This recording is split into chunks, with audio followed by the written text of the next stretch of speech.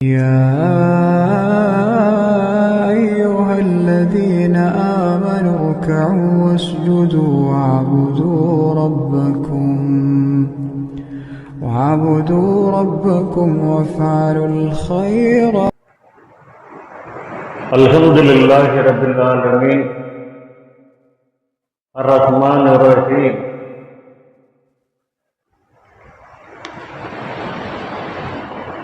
اللهم صل على سيدنا محمد وعلى آل محمد وبارك وسلم عليه. قال الله تعالى في القرآن العظيم والفرقان المجيد: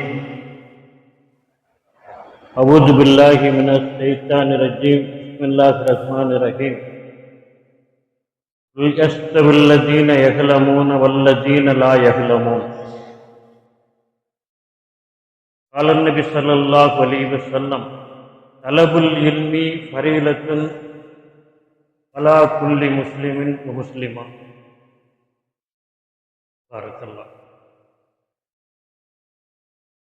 கண்ணியத்திற்குரிய பெரியோர்களே, சகோதரர்களே, தாய்மார்களே, அத்தனை பேருக்கும் இந்த புனிதமான ஜும்மா நேரத்திலே என்னுடைய அன்பையும் நல்வாழ்த்துக்களை உரித்தாக்கிக் கொள்கின்றேன். அஸ்ஸலாமு அலைக்கும் வரஹ்மத்துல்லாஹி தஆலா பரக்காத்துஹு. இன்றைய ஜும்மா உரையினுடைய தலைப்பு செயற்கை நுண்ணறிவு காலத்தில் ஆர்டிஃபிஷியல் இன்டெலிஜென்ஸ் என்று இன்றைக்கு நவீன உலகத்தை ஆக்கிரமித்துக் கொண்டிருக்கக்கூடிய சமகால வளர்ச்சியினுடைய பின்புறத்தில் நம்முடைய இளைஞர்கள் என்ன செய்ய வேண்டும் என்பது குறித்தான ஒரு பொருண்மையிலே இந்த உரையை அமைத்துக் கொள்கின்றேன். அலிகார் பல்கலைக்கழகத்தை நிறுவிய சர் சையத் அகமது கான் அவர்கள் ஒருமுறை ரயிலிலே பயணம் செய்து கொண்டிருந்த பொழுது உடன் பயணித்த ஒருவர் கேட்டார், நீங்கள் என்ன பாரத் லாவா என்று கேட்டார்.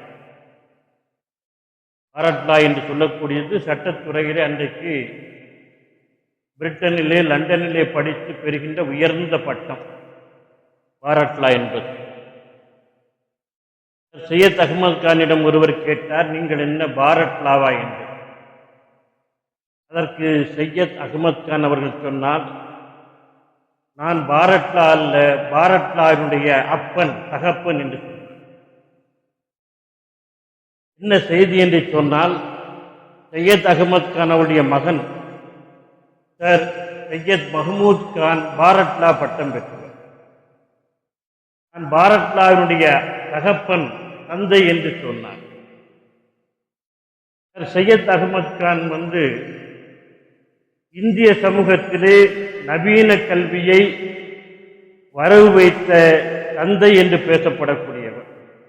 அவர்தான் ஆங்கில கல்வியினுடைய, நவீன கல்வியுடைய முன்னோடியாக இருந்தவர்.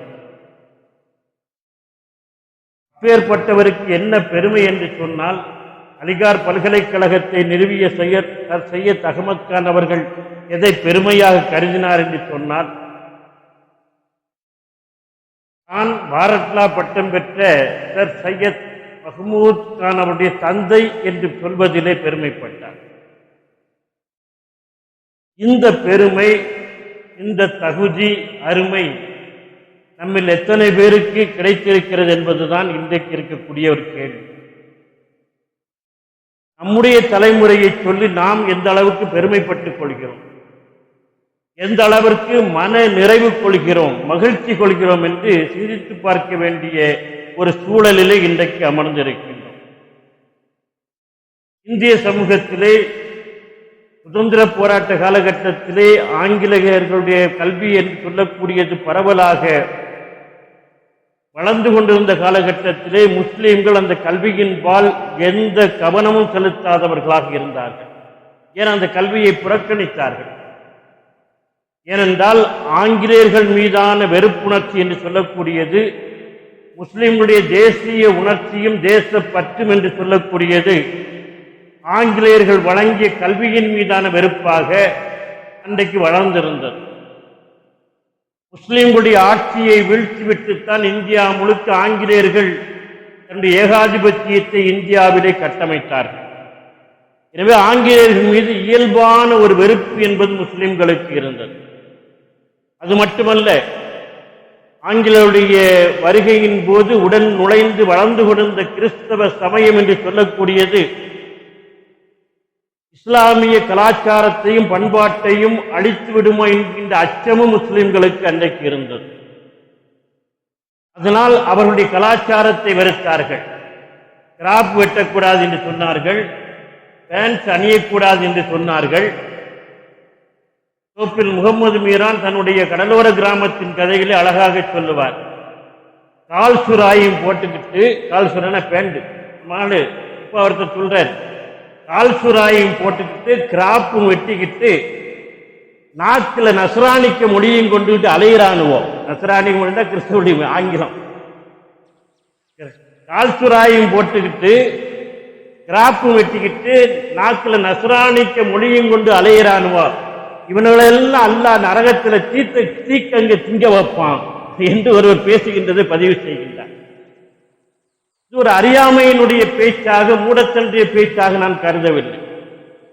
அன்றைக்கு இருந்த சமூகத்திலே ஆங்கிலேயர்கள் மீதான அடக்குமுறைக்கு எதிரான முஸ்லிம்களுடைய உணர்ச்சியும் தேசப்பற்றும் என்று சொல்லக்கூடியது அவர்களுடைய கலாச்சாரத்தை, அவர்களுடைய மொழியை, அவர்களுடைய கல்வியை எல்லாவற்றையும் புறக்கணிக்க செய்தது.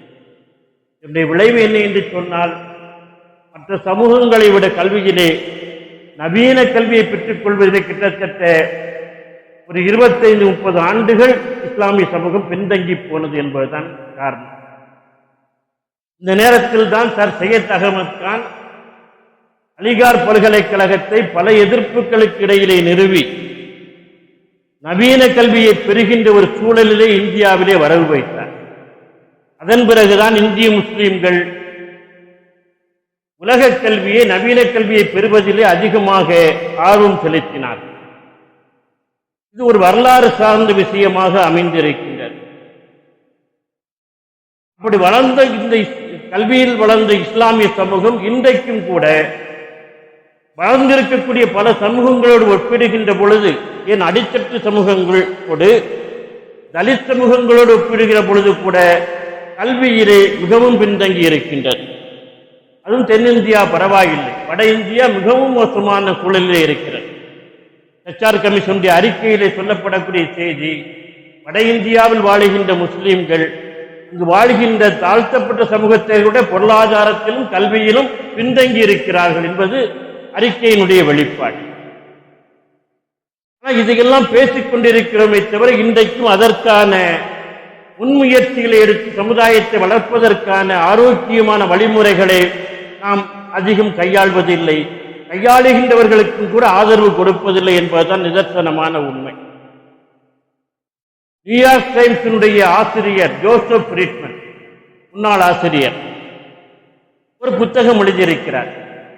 த வேர்ல்ட் இஸ் பிளாட், உலகம் தட்டை என்று ஒரு நூல் எழுதியிருக்கின்றார். நியூயார்க் டைம்ஸுடைய முன்னாள் ஆசிரியர் Joseph Friedman the world is flat என்று சொல்லக்கூடிய ஒரு நூலை எழுதியிருக்கிறார். அந்த நூலிலே ஒரு செய்தியை குறிப்பிடுகின்றார். நான் சிறுவனாக இருக்கின்ற பொழுது, அவர் சொல்வது 60, 70, 50 ஆண்டுகளுக்கு முந்தைய செய்தியை பேசுகிறார். நான் சிறுவனாக இருக்கிற பொழுது, உணவருந்துகின்ற பொழுதெல்லாம் என்னுடைய தாய் என்னை உணவை சாப்பிடுவதற்காக வேண்டி என்னை வற்புறுத்தி பயமுறுத்தி கொண்டே இருப்பாள். என்ன சொல்லி பயமுறுத்துவாள் தெரியுமா? நம்ம வீடுகளில் குழந்தைகள் சாப்பிடலைன்னு சொன்னா பயமுறுத்துவாங்கல்ல, சீக்கிரம் சாப்பிட்டு பூச்சாண்டி வந்துடுவான், அந்த கண்ணை வந்துடுவான் அப்படின்னு பயமுறுத்துறது மாதிரி, ஜோசப் ஃப்ரீட்மனுடைய தாயார் அவர் சின்ன பையராக இருக்கிற பொழுது உணவருந்துகின்ற பொழுதெல்லாம் அவரை பயமுறுத்தினாளாம். என்ன சொல்லி பயமுறுத்தினால் தெரியுமா?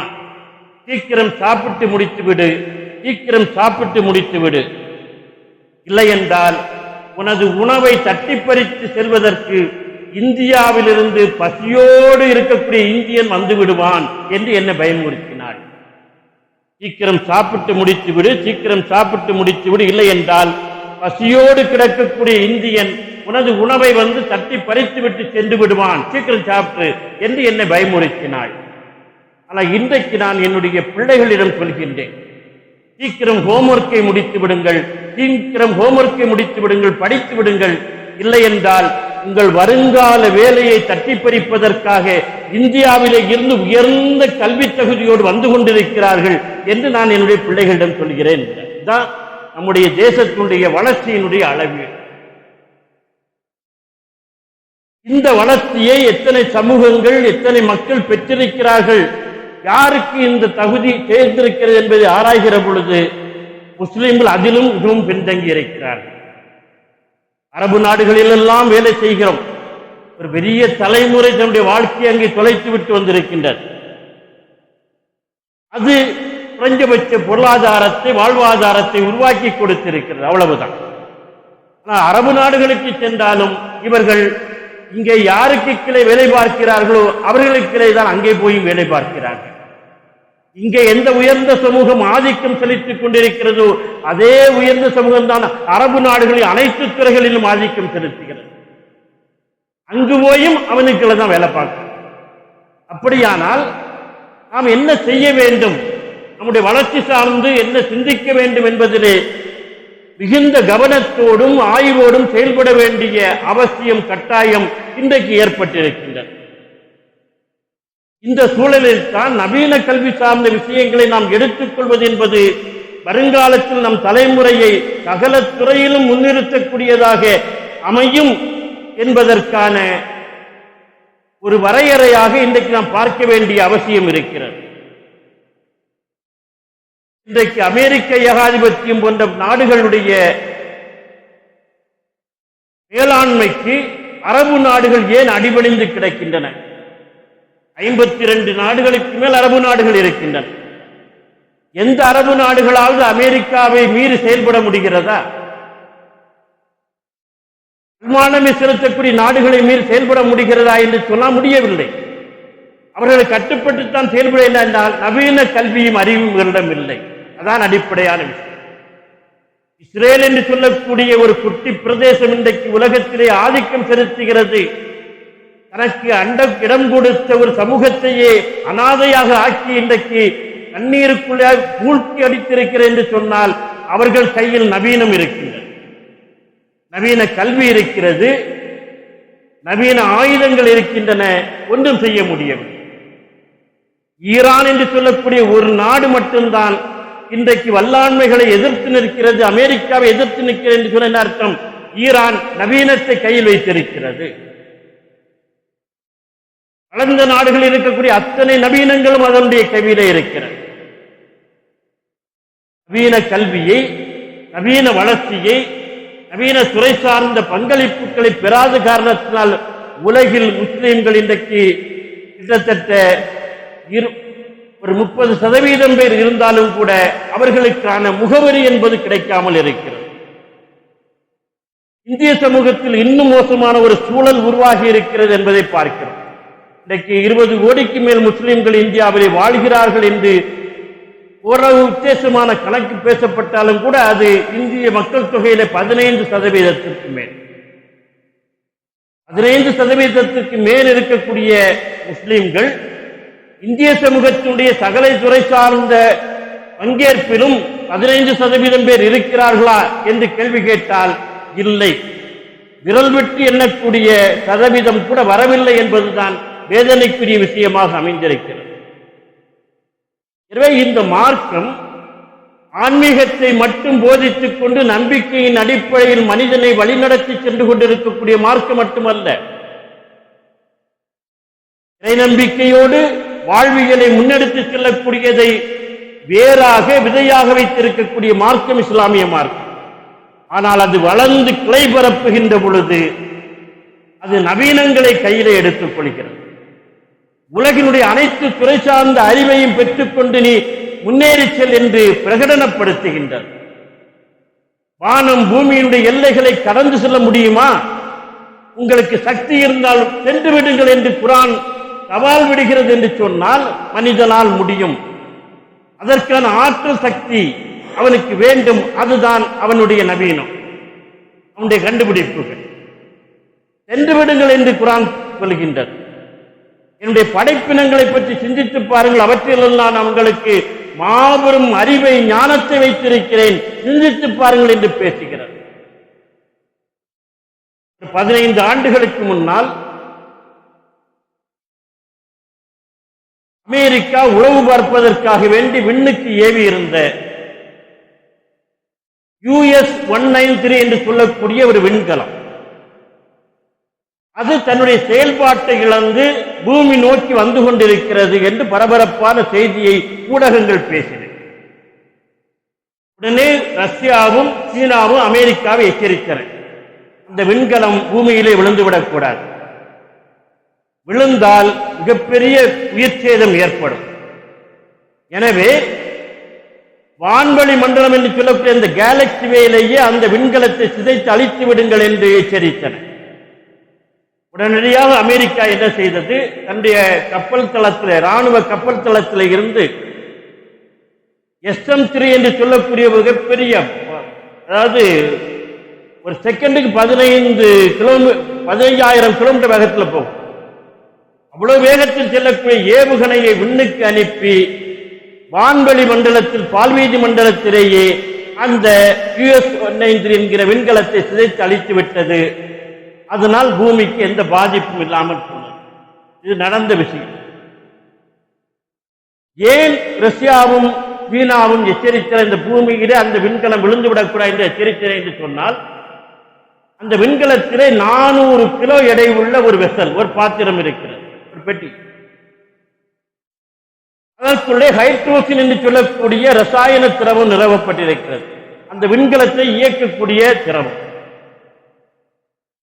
ஒருவேளை பூமியிலே விழுந்து அந்த விண்கலம் வெடித்து சிதறினால் அந்த ரசாயனம் பரவி எங்கெல்லாம் போகிறதோ அதை சுவாசிக்கக்கூடிய அத்துணை உயிரினமும் இறந்து போய்விடும், மிகப்பெரிய ஒரு ஆபத்து நிகழ்ந்துவிடும். எனவேதான் ரஷ்யாவும் சீனாவும் எச்சரிக்க அமெரிக்கா அதை விண்ணிலே அழித்து விட்டது. இப்பொழுது ஒரு கேள்வி எழலாம், இந்த விண்கலத்தை விண்ணிலே அழித்துவிட்டு பூமிக்கு ஆர்ப்பத்தி ஏற்படாமல் அமெரிக்கா பார்த்து கொண்டது சரிதான். ஆனால் வெடித்து சிதறி அந்த ரசாயன வாயு விண்ணிலே தானே இருக்கும், அது பூமிக்குள்ளே நுழையாதா என்று சொன்னால் நுழையாது என்று 1450 ஆண்டுகளுக்கு முன்னால் வல்ல இறைவன் திருமறையிலே சொல்லிவிட்டு போய்விட்டான். திருப்பி அனுப்பும் வானங்களின் மீது சத்தியமாக என்று பேசுகின்றான். திருப்பி அனுப்பும் வானத்தின் மீது சத்தியமாக என்று பேசுகிறான். இந்த வசனத்துக்கு சூரத்தில் அஹதில் சூரத்தில் தாரிக்கில் வரக்கூடிய இந்த வசனத்திற்கு உரை எழுதக்கூடிய மார்க்க அறிஞர்கள் மழையை திருப்பி அனுப்புகின்ற வானத்தின் மீது சத்தியமாக என்று எழுதி, அதுவும் அறிவியல் ரீதியாக ஒத்துக்கொள்ள வேண்டிய விஷயம்தான். கடல் நீர்நிலைகளிலிருந்து நீர் ஆவியாக மாறி விண்ணுக்கு சென்று மேகமாக திரள்கிறது. அந்த மேகங்கள் குளிர்ந்து மீண்டும் என்ன செய்கிறது, மழையாக பொழிந்து நீர்நிலைகளை அடைகிறது. இது ஒரு சுழற்சியாக, ஒரு சைக்கிளாக நிகழ்ந்து கொண்டிருக்கிறது. இது நாம் படித்த விஷயம்தான். எனவே திருப்பி அனுப்பும் வானத்தின் மீது சத்தியமாக என்பதற்கு திருக்குர்ஆன் இப்பொழுது தர்ஜுமாவை எடுத்து பார்த்தால் என்ன உரை என்று சொன்னால், மழையை திருப்பி அனுப்பும் வானத்தின் மீது சத்தியமாக என்று இருக்கு. அது மட்டுமல்ல செய்தி, விண்ணிலிருந்து பூமிக்கு ஆபத்து விளைவிக்கக்கூடிய எது வந்தாலும் வான்வெளி மண்டலத்தில் இருக்கக்கூடிய அந்த ஸ்டோன்ஸ் என்று சொல்லக்கூடிய வான்வெளி அடுக்குகள் மீண்டும் திருப்பி விண்வெளி மண்டலத்திற்கு, கேலக்சிக்கு, பால்வீதி மண்டலத்துக்கு அனுப்பிவிடும், பூமிக்குள் நுழைய விடாது. 3 வான அடுக்குகள் ஸ்டோன்ஸ் இருக்கிறது. முதல்ல இருப்பது, கீழே இருப்பது அடிவெளி மண்டலம், ட்ரோபோஸ்பியர்.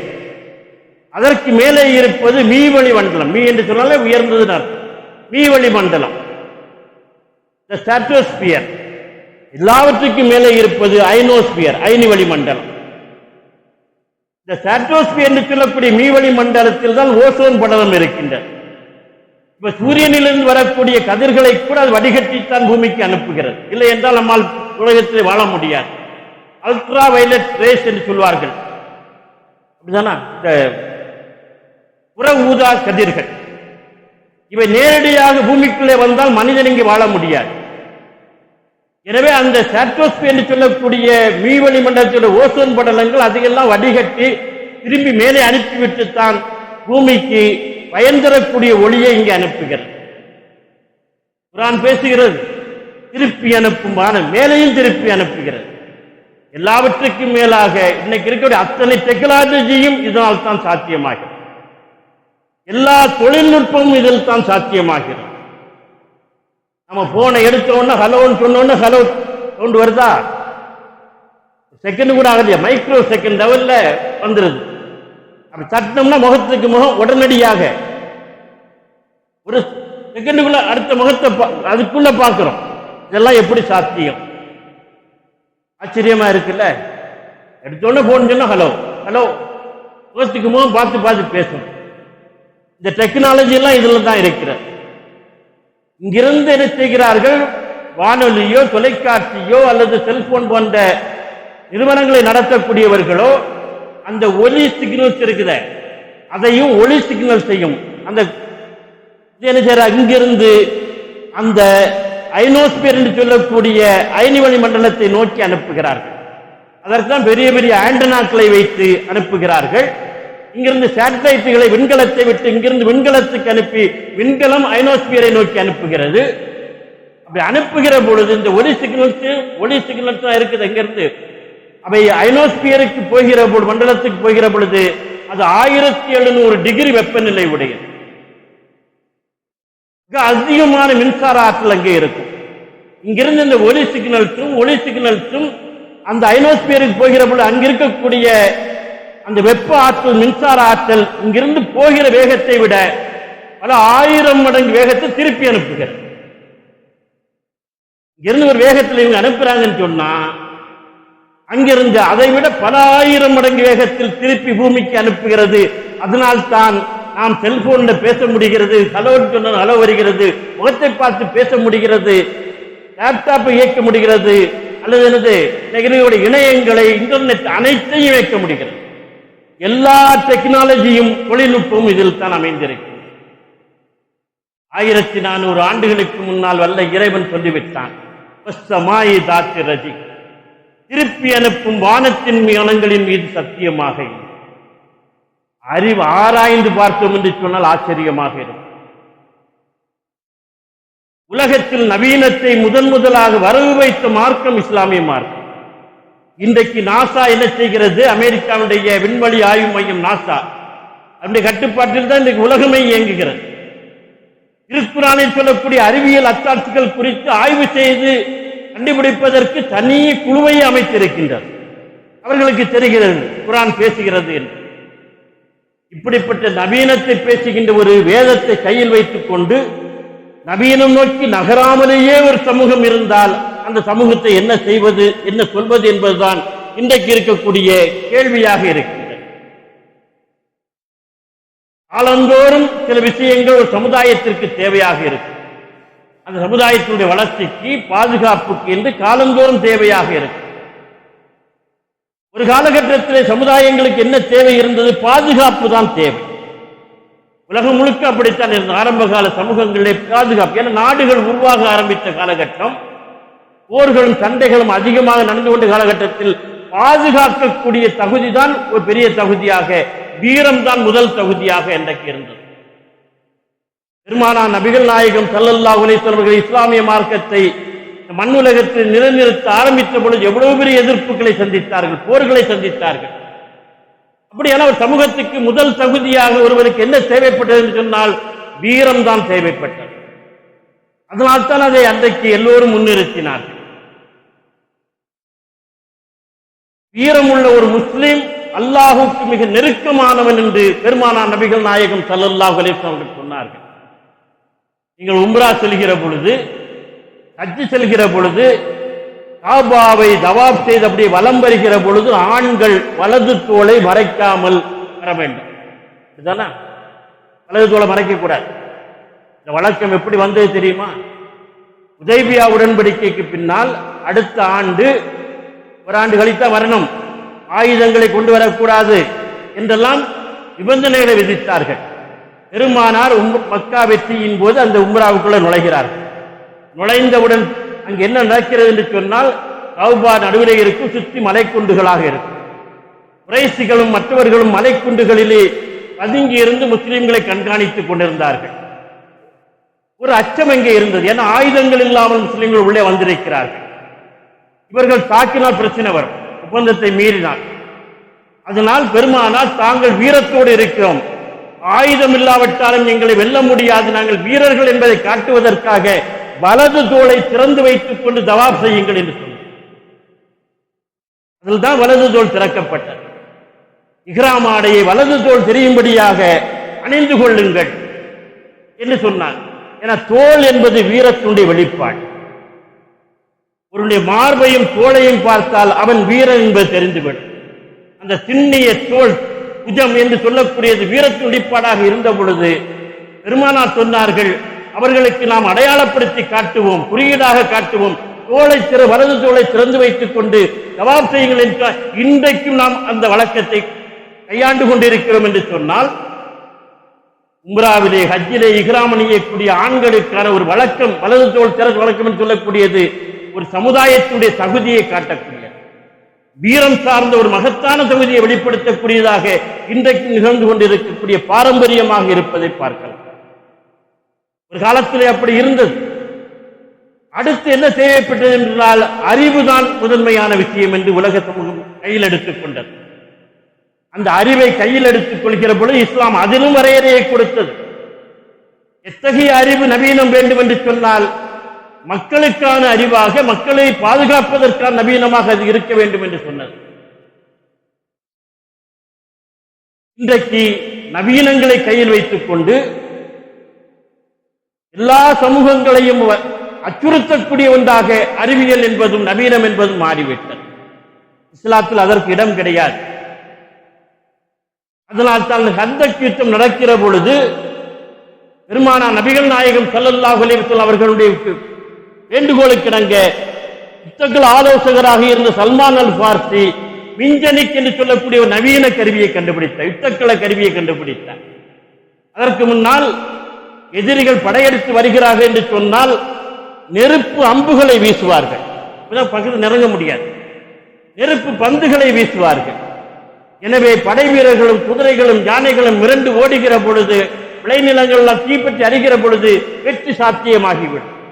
நெருப்பால் தண்டனை கொடுப்பதற்கு மார்க்கத்தில் அனுமதி கிடையாது, நெருப்பால் தாக்குவதற்கு மார்க்கத்தில் அனுமதி கிடையாது.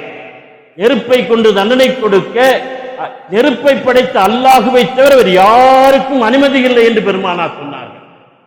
நாளை மறுமையிலே நரகம் நெருப்பாலான. நெருப்புக்கு என்ன தன்மை என்று சொன்னால், தூய்மைப்படுத்துவது நெருப்பினுடைய தன்மை.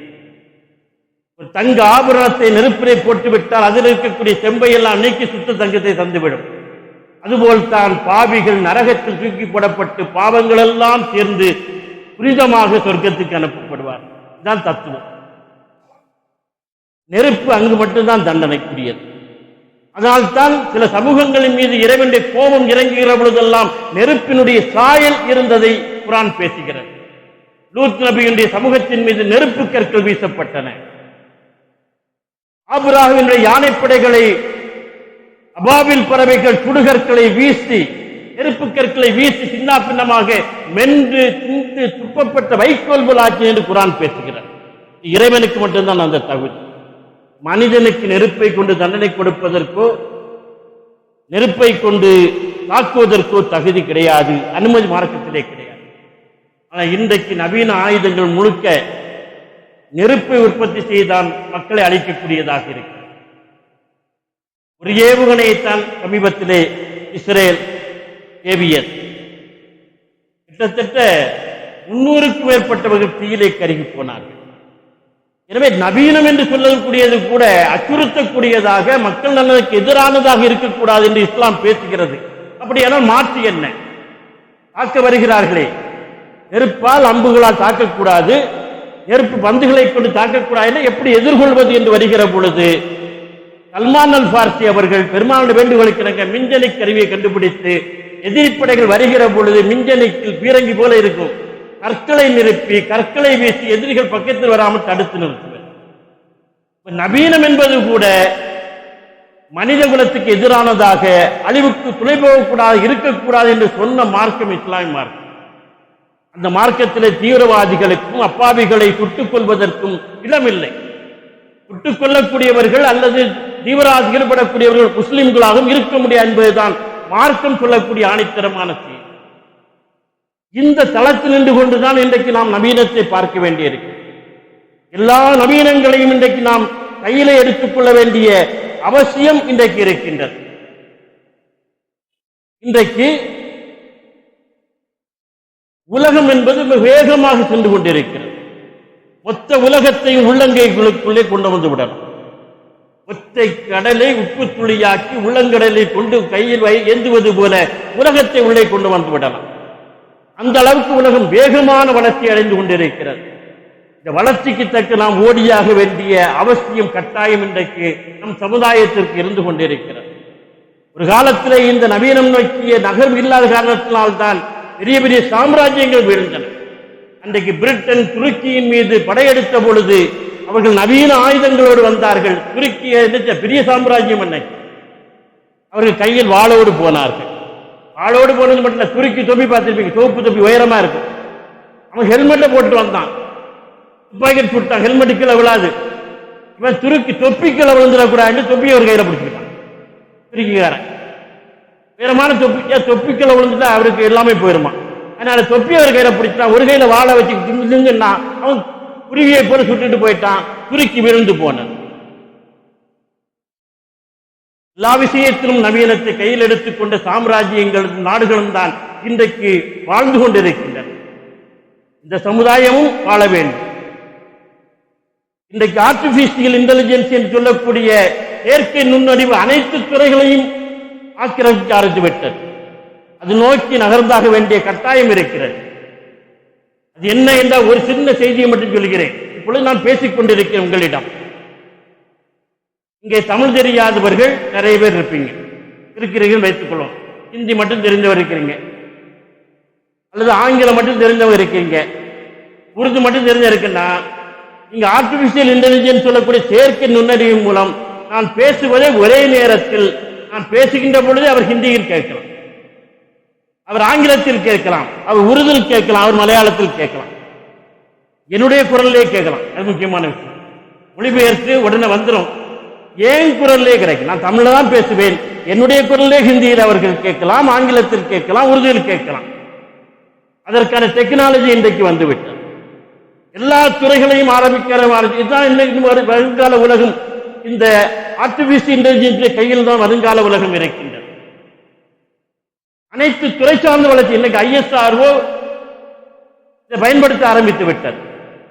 சந்திராயன் விண்கலத்தை அனுப்புவதில் இன்றைக்கு செயற்கை நுண்ணறிவு அதிகமாக பயன்படுத்துகிறார்கள். RPA என்று சொல்வார்கள், ரோபோட்டிக் செயல்முறை ஆட்டோமேஷன் என்று சொல்லக்கூடியது, ரோபோட்டுகளை பயன்படுத்தக்கூடிய எல்லா இடங்களிலும் வர ஆரம்பித்து விட்டது.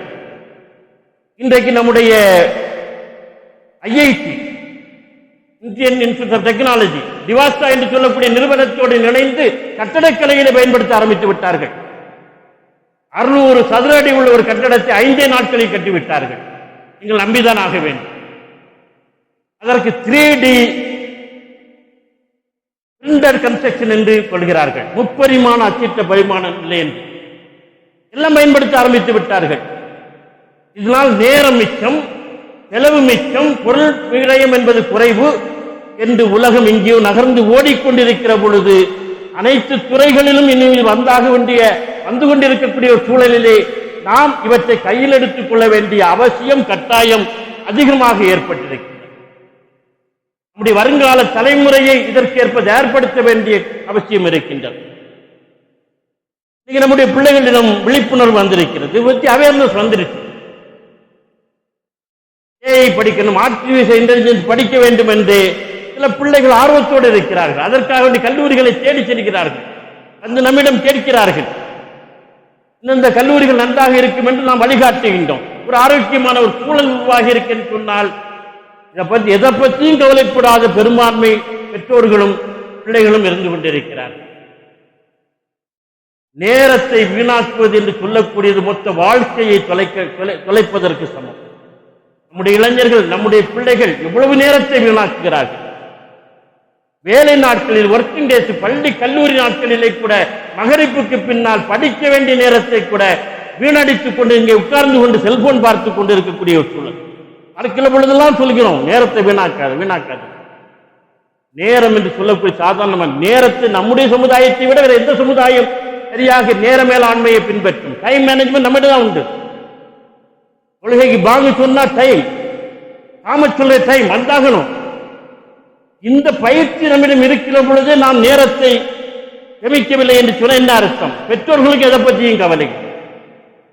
பள்ளிக்கூடத்தில் சேர்த்து விடுவார்கள், கல்லூரி சேர்த்து விடுவார்கள், அவ்வளவுதான், நேர்ந்து விட்டே மாதிரி தான். என்றைக்காவது ஒரு நாள் பள்ளிக்கூடத்திலே கல்லூரியில் நம்முடைய பிள்ளை என்ன படிக்கிறது என்று கேட்கிறீர்களா? ஏதாவது பிரச்சனைனா கூட்டு விடுவாங்க, அப்போ போவாங்க. இல்லை பேரண்ட்ஸ் மீட்டிங் ஒன்று போடுவாங்க, அதான் பாப்பாமார் போறது இல்லை, அம்மாமார் புறப்பட்டு போய் நேர போக்கு போயிட்டு வருவாங்க. அங்க போய் இவங்க பேசுறதும் இல்லை.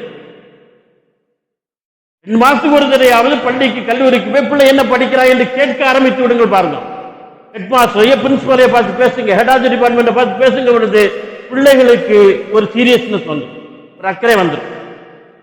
இதை பற்றி நம்ம கவலைப்படுறது இல்லை. எவ்வளவு விஷயங்களில் நாம் பின்தங்கி இருக்கிறோம் என்பது ஆச்சரியம். நல்ல சூழல் என்பதை பல இடங்களில் இல்லை. ஒரு அட்மாஸ்பியரை உருவாக்குகிற பொழுதுதான் பிள்ளைகள் படிக்கும். வீடுகளில் இருந்த சூழலை உருவாக்கி இருக்கிறோமா? பிள்ளைகள் படிப்பதற்கான ஒரு அமைதியான சூழலை உருவாக்கி இருக்கிறோமா? ஒரு கட்டுப்பாடான சூழலை உருவாக்கி இருக்கிறோமா? பெரியவர்கள் யாருக்கும் பிள்ளைகள் மரியாதை கொடுப்பதில்லை. இவர்களுக்கு கல்வி அல்ல, எந்த அறிவும் உருப்படியாக வராது. நம்மை போன்ற பெரியவர்கள் சில நேரங்களை சொல்லுகிற பொழுது காதில் வாங்க மாட்டேங்கிறார்கள். கட்டுப்பாடு என்று சொல்லக்கூடியதான் உண்மையான சுதந்திரம் என்பது இவர்களுக்கு சொல்லியாக வேண்டிய அவசியம் இருக்கிறது. இப்படியும் இருப்பதல்ல சுதந்திரம், கட்டுப்பாட்டுக்கு உட்பட்டேதான் சுதந்திரம். நான் அடிக்கடி சொல்வதுண்டு, சுதந்திர கொடியான தேசிய கொடி கூட கயிற்றுக்கு கட்டுப்பட்டு தான் பறக்கிறது. நான் சுதந்திர கொடி, தேசிய கொடி கயிற்றுக்கு கட்டுப்பட மாட்டேன் என்று சொன்னால் அது காற்றிலே சின்ன பின்னமாக தன்னுடைய சீரழின் மரியாதை இழந்துவிடும்.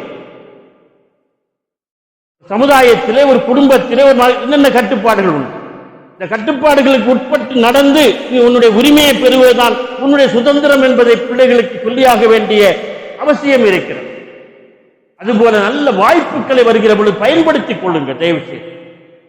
கடந்த ஆண்டு எம்டிபி மண்டபத்தில் வைத்து கலிமா அறக்கட்டளை உயர்கல்வி வழிகாட்டுதல் நிகழ்ச்சி ஒன்றை பிரமாதமாக நடத்தினார்கள். நானும் போயிருந்தேன். நம்ம ஊர்ல யாரும் வரல, மொத்தமே 2 பெண் பிள்ளைகள் வந்தாங்க, ஒரு 2 மாமார் வந்தாங்க. இங்க ஜமாத்து நிர்வாகிகள் வாங்க, நாங்கள் உங்களை கூட்டு போறோம், வேன் பிடிச்சு கூட்டு போறோம், கார் பிடிச்சு கூட்டு போறோம்னு சொன்னாங்க. ஒருத்தர் வரல. பிள்ளைகளும் அதை பற்றி கவலைப்படல, பெற்றோர்கள் அதை பற்றி கவலைப்பட. ஜிம்மால அறிவிச்சார், தலைவர் அறிவிச்சார், ஏற்பாடு செய்யறோம் வாங்க. எங்க போறோம், என்ன செய்ய போறோம், நம்ம பிள்ளைகளை எங்கே கொண்டு போய் நிறுத்த போறோம்? நிறைய நெருக்கடிகள் நம்ம மீது இருக்கிறது, நிறைய சிக்கல்கள் இங்கு இருக்கிறது. அரசியல் சார்ந்து, மதவாதம் சார்ந்து ஒரு நெருக்கடியான சூழலில் நாம் இங்கே நம்மை நிலைநிறுத்திக் கொள்ளவில்லை என்று சொன்னால் வருங்காலம் கை சேதமாகி அந்த அரபு நாடுகள் உங்களுக்கு கை கொடுக்காது. காலம் எல்லாம் முடிந்து விட்டது, உங்களுக்கே தெரியும். போனவர்களிடம் கேட்டு பாருங்கள், 70-80களில் போய்பட்ட பாடுகள் என்ன, பாடுபட்டு அவர்கள் சம்பாதித்து இந்த கட்டடங்கள் இருந்திருக்கிறேன் சொல்லி கேட்டு பாருங்கள். ஒரு சில கடைகளை வைத்துக் கொண்டு சில உட்கார்ந்திருக்க, அதுக்கு பின்னால் அவர்கள் சிந்திய ரத்தம், வேர்வை, சிந்திய கண்ணீர், பிரிவு துயர், இதனுடைய வலி வேதனை என்ன என்று பெரியவர்கள் கேட்டு பாருங்கள். பிள்ளைகளுக்கு எதுவும் தெரிவதில்லை, நான் சொல்வதும் இல்லை. வாய்ப்புகளை பயன்படுத்திக் கொள்ளுங்க. அதே கலிமா அறக்கட்டளை வருகின்ற 3ஆம் தேதி எம்டிபி மண்டபத்தில் நடத்துகிறார்கள். இதற்காவது பிள்ளைகளை அழைத்துச் செல்லுங்கள். 9, 10, 12 படிக்கக்கூடிய பிள்ளைகள், பெற்றோர்கள் சேர்ந்து போங்க. இதைவிட பெரிய வேலை இன்னைக்கு ஒண்ணுங்க இருக்க முடியாது. ஒரு நாள் 2 நாள் ஒதுக்க வேண்டிய இந்த இல்லை. அதுக்கு முன்னாடி 2ஆம் தேதி நம்முடைய ஜமாத்தை கடந்த ஆண்டு நடத்தினோம். 10, 12 படித்து முடித்த பிள்ளைகளுக்கான ஒரு வழிகாட்டு நிகழ்ச்சி இங்க நடத்தினோம் ஜமாத்திலே. அருமையாக தனித்தனியாக பிள்ளைகளை கூட்டு பேசணும். என்ன படிக்க போறீங்க, என்ன ஆசை இருக்கு, என்ன நம்ம திணிக்க கூடாது. அவர்களுடைய ஆசையை வைத்துக் கொண்டு அதற்கு ஒரு வழிகாட்டுதலை கொடுக்கும்.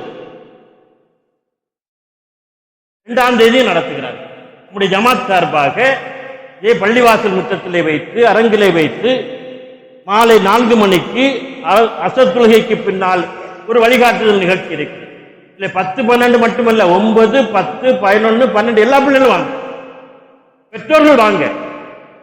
அப்பமார்கள் தயவு செய்து பெண்களை அனுப்பிவிட்டு தப்பித்து போய்விடாங்க. எல்லா இடத்தும் பெண்கள் அனுப்பிட்டு இவங்க எங்கேயா போயிடுறது. ஒரு நாள் 2 நாள் இதற்காண்டி ஒதுக்குவது என்று சொல்லக்கூடியது உங்களுடைய மொத்த பிள்ளைகளுடைய வாழ்க்கைக்கு வருங்காலத்திற்கு உத்தரவாதம் கொடுப்பது. ஞாபகம் வைத்துக் கொள்ளுங்கள், பாருங்கள், பங்கேற்றுக் கொள்ளுங்கள். இது போன்ற நிறைய விஷயங்களை பரிமாற வேண்டிய அவசியம் இருக்கிறது. நேரம் இல்லை. கொஞ்சம் சீரியஸாக கவனத்தோடு அக்கறையோடு செயல்பட வேண்டிய காலச்சூழல் இது. அதை செயல்படவில்லை என்று சொன்னால் நீங்கள் வருங்கால தலைமுறை ஒரு ஆபத்தான ஒரு சூழலை விட்டுவிட்டு போவதற்கு தயாராக இருக்கிறீர்கள் என்றார்கள். இன்றைய பிள்ளைகள், இளைஞர்கள், மாணவர்கள், மாணவிகள் தயவு செய்து இந்த விஷயங்களை கையிலே கவனத்திலே எடுத்துக்கொண்டு நாம் இந்த விஷயங்களை துறை சார்ந்த அனைத்திலும் சாதிப்பதற்கு நான் தயாராக இருக்கிறேன், அதற்கான உயர்கல்வியை, நவீன கல்வியை பெறுவதற்கு தயாராக இருக்கிறேன் என்று புறப்பட்டு வாருங்கள். உங்களுக்கு பெற்றோர்களால் செலவழிக்க முடியாவிட்டால் கூட இங்கே ஜமாத்தில் இருந்து பெரியவர்கள், மற்றவர்கள், இன்னும் பல்வேறு இருந்து உங்களுக்கான கல்வியை பெறுவதற்கான உத்தரவாதத்தை தருவதற்கு செலவழி தயாராக இருக்கிறார்கள். அன்பிற்கினியவர்களே, மொத்தமாக நாம் இது பற்றி சிந்திக்க வேண்டும், கவலை கொள்ள வேண்டும்.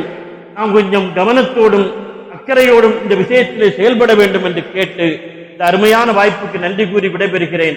வாஹிர் தவானா அனில் ஹம்துலில்லாஹி ரப்பில் ஆலமீன். அஸ்ஸலாமு அலைக்கும் வரஹ்மத்துல்லாஹி தஆலா வபரகாத்துஹு.